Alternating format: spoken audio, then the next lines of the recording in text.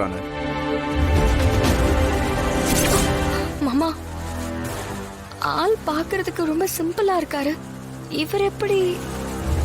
மக்களுக்கான லாயர் எல்லாம் எளிமையா தான் இருப்பாங்கம்மா. ஆனா பாயிண்ட் எடுத்து வச்சாங்கன்னா அவ்வளவு ஸ்ட்ராங்கா இருக்கும்.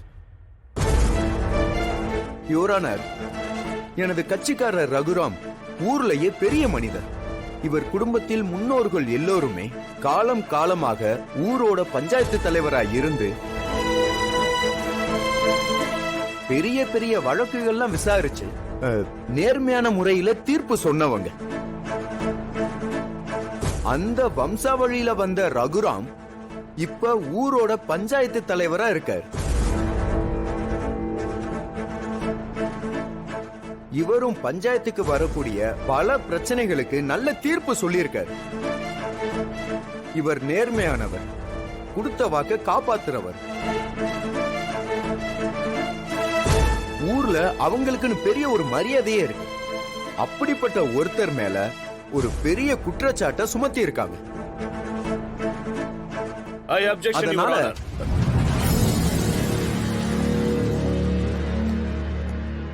குற்றம் சுமத்தப்படல. தன் சாவுக்கு ரகுராமும் சீனுவும் தான் காரணம்னு சாரு தன் கைப்பட கடிதம் எழுதியிருக்காங்க.